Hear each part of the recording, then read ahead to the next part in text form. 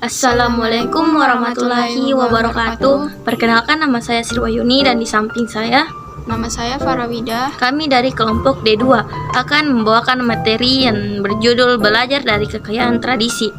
Sebelum kita ke materinya, alangkah baiknya kita memulai dengan berdoa menurut kepercayaan masing-masing. Doa dimulai.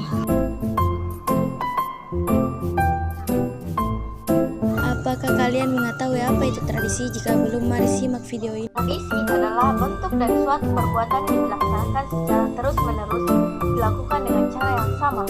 Tradisi merupakan warisan yang diturunkan dari nenek moyang secara turun-menurun. Pertama, memahami kekayaan tradisi. Memahami kekayaan tradisi terbagi dua, yaitu tujuan tradisi dan fungsi tradisi. Apa sih tujuan tradisi? Adanya sebuah tradisi di masyarakat adalah supaya manusia memahami tentang nilai sejarah dan budaya untuk menciptakan kehidupan yang harmonis, di mana semua hal tersebut dengan mudah akan terwujud jika sesama manusia bisa saling menghargai, menghormati, dan menjalankan budaya tradisi dengan baik dan benar sesuai dengan nilai dan aturan yang ada. Kedua adalah fungsi tradisi.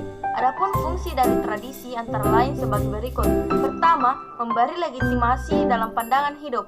Tradisi berfungsi untuk memberikan legitimasi pada keyakinan dan pandangan hidup atau peraturan yang pranata yang telah ada. Semuanya memerlukan pembenaran agar dapat mengikat para anggotanya. Contohnya, wewenang raja yang telah sah dari tradisi seluruh dinasti yang terdahulu.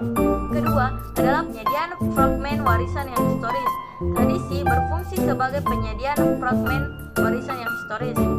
Tradisi merupakan gagasan dan juga bentuk material yang bisa digunakan manusia dalam berbagai tindakan saat ini dan juga membangun masa yang akan datang dengan pengalaman masa lalu sebagai dasarnya.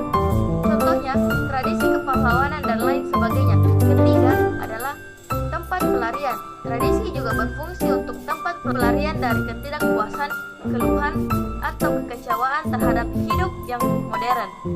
Tradisi mampu memberikan kesan masa lalu yang lebih baik dan bahagia. Keempat atau terakhir, penyediaan simbol dalam identitas kolektif.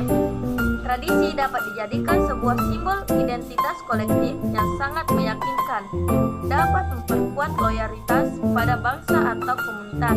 Contohnya, tradisi nasional untuk bendera, lagu, mitologi, emblem, ritual umum, dan lain sebagainya.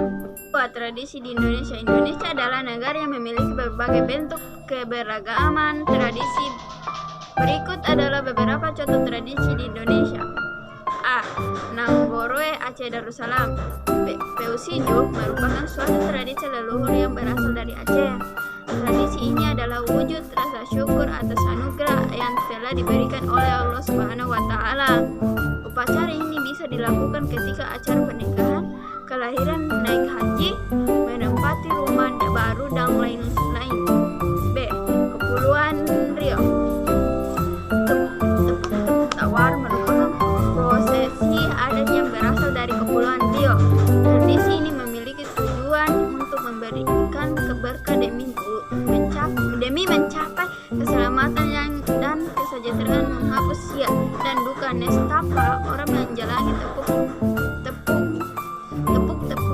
tawara. Aceh Lampung. Upacara ngababali adalah tradisi yang berasal dari Lampung.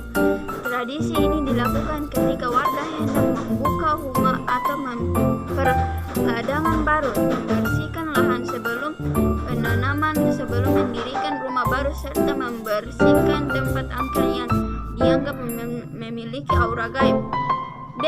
DKI Jakarta. Upacara Mapas adalah tradisi yang dilakukan oleh masyarakat Betawi. Tradisi ini dilakukan apabila ada seorang ibu yang baru melahirkan.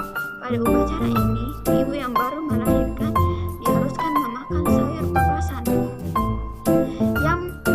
yang berisi berbagai macam sayur mayur. Tujuannya adalah agar ibu dan bayi yang baru lahir dilahirkannya selalu sehat. E. Banteng.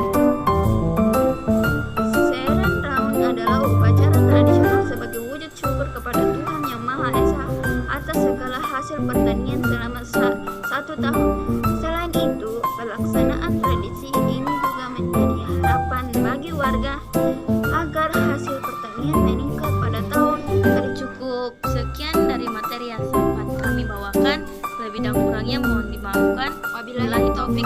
saya. Wassalamualaikum warahmatullahi wabarakatuh.